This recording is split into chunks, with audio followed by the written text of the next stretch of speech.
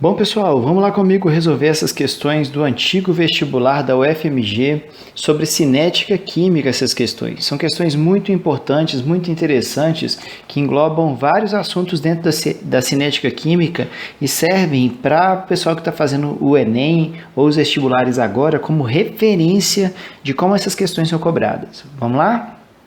Olha só. Pequenos pedaços de lítio, sódio e potássio metálicos, todos com a mesma quantidade em mol, foram colocados em 3 recipientes diferentes, cada um deles contendo uma mistura de água e fenolftaleína, que é um indicador ácido-base. O que acontece, gente? Por exemplo, o sódio, quando a gente coloca ele em água, acontece uma reação química na qual produz uma base, que no caso aqui vai ser o NaOH, mais gás hidrogênio. Esse é o processo descrito por uma equação como essa. Esse processo ele é muito exotérmico. Está balanceando aqui, nós vamos ter um meio aqui na frente do H2 só para balancear. Mas aqui o importante é o seguinte, produz o gás hidrogênio e como é gás hidrogênio vai sair bolhas. Esse é o foco da questão. O NaOH vai deixar o meio básico. Tá? Então, o indicador fenolftaleína vai ficar rosa no meio básico. Bom, além disso, o que nós temos, né? Nos 3 casos, ocorreu uma reação química e observou-se a formação das bolhas. Bolhas por causa do gás hidrogênio. Ao final das reações, as 3 soluções tornaram-se cor-de-rosa, por causa da base formada. O tempo necessário para que cada uma dessas reações se complete está registrado no quadro. Então, esse aqui é o tempo para que a reação aconteça. Tá bom?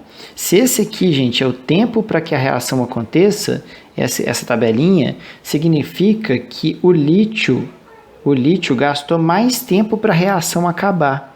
Então, a reação com o lítio é a mais lenta. E a do potássio gastou menos tempo para a reação acabar, então é a reação mais rápida nesse processo. Considerando essas informações, é incorreto afirmar que.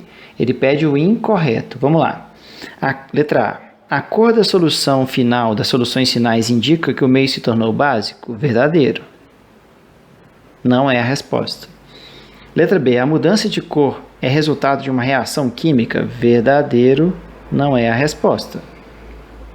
C, que é a resposta. A reatividade do potássio é menor do que a do sódio? Não. A reatividade do potássio é maior que a do sódio, porque o potássio reage mais, a reação é mais rápida. Então, a resposta é a letra C. Letra D, as bolhas observadas resultam da formação de H2 gasoso verdadeiro. Bom, essa é a questão 2 dessa lista também de cinética química. Fala o seguinte, analise este gráfico em que está representada a variação da concentração de um reagente em função do tempo de uma reação química, Esse gráfico aqui. Considerando-se essas informações desse gráfico, é correto afirmar que no intervalo de 1 a 5 minutos, a velocidade média de consumo desse reagente é de 1 a 5 minutos, ou seja, num ΔT de 4 minutos, a variação da concentração desse reagente foi de quanto? Bom, a concentração foi de 0,1 para 0,9. Então, a variação da concentração foi de 0,800 mol por litro. Logo, consequentemente, dessa forma, nessa questão, né, gente, pensando na situação de velocidade, a velocidade é a variação da concentração em função do tempo, logo vai dar 0,200 dividido por 4, 0,800 dividido por 4, que vai dar 0,200 mol por litro por minuto. Então, a resposta é a letra A. Questão 3. 2 reações químicas foram realizadas em condições diferentes de temperatura e de estado de agregação das substâncias, conforme descrito a seguir. A reação 1, pessoal, nós temos o experimento feito 1 a 25 graus Celsius e o experimento 2 a 250 graus Celsius. Opa, peraí, se eu aumento a temperatura, eu aumento a velocidade da reação. Então aqui, de cara, eu já sei que a velocidade da reação 2 é maior que a velocidade da reação 1. Aumentou a temperatura, aumenta a velocidade da reação. Na reação 2, por sua vez, o experimento 3 e o experimento 4 foram feitos de forma diferente, porque o 3 foi na forma de pó e o 4 foi solução aquosa. Gente, solução aquosa, a superfície de contato vai ser maior do que em pó. Então, a velocidade do 4 vai ser maior que a velocidade do 3. Consequentemente, a questão 3, a resposta vai ser letra C. Questão 3. Porque velocidade 2 maior que velocidade 1, velocidade 4 maior que velocidade de 3. E ele quer exatamente comparar essas velocidades. Questão 4. Olha só a questão 4. Considerando-se o papel do catalisador numa reação reversível, é correto afirmar que... O que o catalisador faz? A resposta é a letra D. O catalisador é consumido e, se ele for consumido, ele é regenerado durante a reação. Gente, isso é muito importante para fixar. Se o catalisador for consumido, depois ele é regenerado, tá? Porque ele não é reagente do processo global, tá? Mas vamos ver as outras alternativas. Letra A. A velocidade da reação é independente da concentração do catalisador. Falso.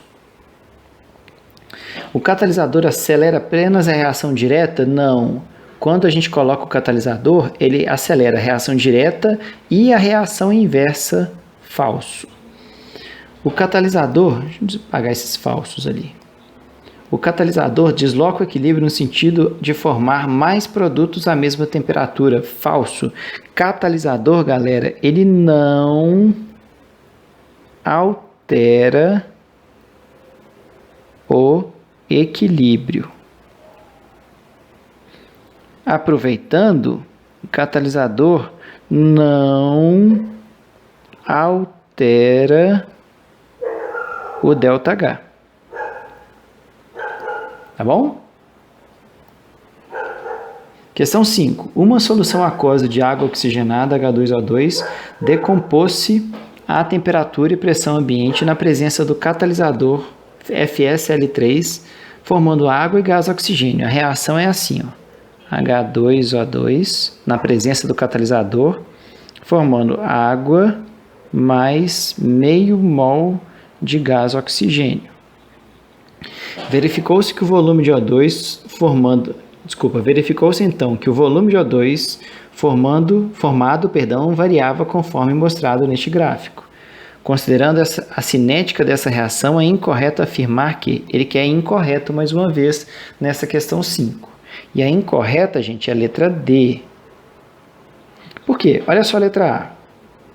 A rapidez dessa reação diminui à medida que a concentração de H2O2 diminui? Essa é verdadeira. Por quê? À medida que o reagente é consumido, a velocidade da reação diminui. Tanto que a gente pode ver que a inclinação da reta tangente, que dá para a gente a velocidade da reação, diminui. Ela fica menos inclinada a reta tangente aos pontos. Então, a velocidade da reação diminui no processo. Letra B. O volume de O2 produzido até 10 minutos seria menor na ausência de catalisador. Verdade. Sem catalisador, produz menos produto no mesmo tempo. A reação fica mais lenta. Letra C. A rapidez de formação de O2 diminui à medida que o tempo passa. Mesma coisa da letra A. E a letra D. A quantidade de H2O2 é composta por minuto. Durante o experimento é constante. Falso. Falso. Ela modifica, ela varia com o passar do tempo. Um palito de fósforo não se acende espontaneamente enquanto está guardado, porém basta um ligeiro atrito com uma superfície áspera para que ele imediatamente entre em combustão com emissão de luz e calor. Gente, esse atrito é a energia de ativação.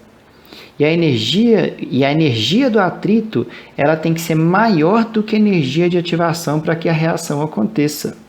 Logo, a resposta é letra D. Porque considerando-se essas observações, é correto afirmar que a reação de combustão do palito é exotérmica, libera energia, e tem energia de ativação menor que a energia fornecida pelo atrito. Tá? Então, o atrito dá, no mínimo, a mesma energia da energia de ativação, porque a energia de ativação é a energia mínima necessária para que a reação aconteça. Questão 7. Em 2 experimentos, massas iguais de ferro reagiram com volumes iguais da mesma solução aquosa de ácido clorídrico à mesma temperatura. Num dos experimentos, usou-se uma placa de ferro, no outro, a mesma massa de ferro na forma de limalha. Opa, galera, o que ele mudou aqui foi a superfície de contato. Lembrando que quanto maior a superfície de contato, maior a velocidade da reação. Limalha, quando eu falo limalha, são os pedacinhos de ferro. E quando ele fala a placa de ferro, é o mesmo tanto de ferro, só que na forma de de uma plaquinha. Então, a superfície de contato da limalha é maior. Consequentemente, a reação é mais rápida na limalha. Então, a inclinação da reta tangente vai ser maior para a limalha. A reta vai ser mais inclinada, a reta tangente ao ponto. Então, a resposta fica sendo letra B, porque olha só, na limalha, ela é mais rápida e acaba antes. É como se aqui tivesse acabado. É como se aqui o volume total de H2 tivesse atingido o máximo. Então, acabou para a limalha, entre aspas, nesse tempo. Para a placa de ferro, acabou num tempo maior. Então, a limalha é mais rápida. Resposta, letra B. Questão 8. 3 experimentos foram realizados para investigar a velocidade da reação entre o HCl aquoso diluído e o ferro metálico. É parecido com o de cima, gente. Só que ele fala que para isso foram contadas durante 30 segundos o número de bolhas de gás formadas após os reagentes serem misturados. Número de bolhas em 30 segundos. Quanto mais bolhas em 30 segundos, mais rápida é a reação. Quanto menos bolhas em 30 segundos, mais lenta é a reação. E aqui ele está mexendo com a massa de ferro em superfície de contato diferente e na temperatura. Gente, quanto maior a superfície de contato, maior a velocidade. Quanto maior a temperatura, maior a velocidade da reação. Sempre. Bom, vamos lá. Dessas 3, vamos pegar a mais lenta. Vai ser essa. Aqui vai dar menos bolhas em 30 segundos. Por quê? Porque a superfície de contato menor é o prego metálico sólido a uma temperatura menor. Então, mais lento vai ser o 2. Depois, galera, a gente vai ter o 1. Por quê? Superfície de contato do 2 e do 1 é igual, mas o 1 está numa temperatura maior. Então, vai ser um pouco maior que o 2. E por último, o que vai dar mais bolhas em 30 segundos, ou seja, o mais rápido, vai ser o 3. Porque o 3 está na palhinha de aço, que é tipo aquele bombril, né? E eu tenho uma temperatura maior, ou seja, maior superfície de contato, maior temperatura. Então, vai dar mais bolhas em 30 segundos, vai ser o mais rápido. Como ele quer a ordem crescente do número de bolhas, então a resposta da questão 8 vai ser letra A. Questão 9, parecida com a questão 8. A água oxigenada decompõe-se para formar água e oxigênio de acordo com a equação. Essa equação. A velocidade dessa reação pode ser determinada recolhendo-se o gás em um sistema fechado de volume constante e medindo-se a pressão do oxigênio formado em função do tempo de reação. Então, quanto mais oxigênio formado, maior vai ser a pressão. Em uma determinada experiência realizada a 25 graus Celsius, foram encontrados os resultados do gráfico descrito aí embaixo. Beleza, esse gráfico aqui, ó, que mostra exatamente o tanto de gás oxigênio gerado em função do tempo. Mais gás oxigênio, mais pressão sobre o recipiente. Considerando o gráfico, pode-se afirmar que a velocidade da decomposição da água oxigenada, então aqui na questão 9, a resposta é a letra C. Por quê? Porque quando o processo acaba, olha só, a velocidade é a reta tangente ao ponto. Ou seja, quando todo reagente reagiu, ela tende a zero a velocidade. Por quê? A inclinação vai ser tipo horizontal, e aí a velocidade, nesse caso, vai estar constante. Beleza? Então, nesse caso, a velocidade de decomposição da água oxigenada tende a zero no final do processo de decomposição. Por quê? Porque todo processo aconteceu. Questão 10.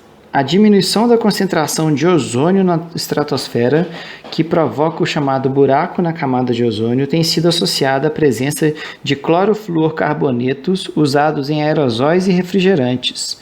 Gases refrigerantes, principalmente, gases de refrigeração. As moléculas de CFC são quebradas pela radiação ultravioleta, produzindo átomos de cloro que aceleram a quebra do ozônio num processo que envolve duas etapas, chamada de uma reação não elementar, sendo que a primeira etapa e a segunda etapa estão descritas aqui. E ele quer a afirmativa falsa.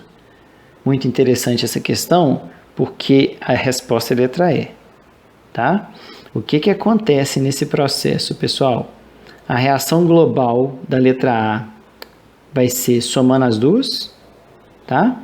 Então, somando as duas, eu vou ter o seguinte, ó. O cloro corta com cloro, beleza?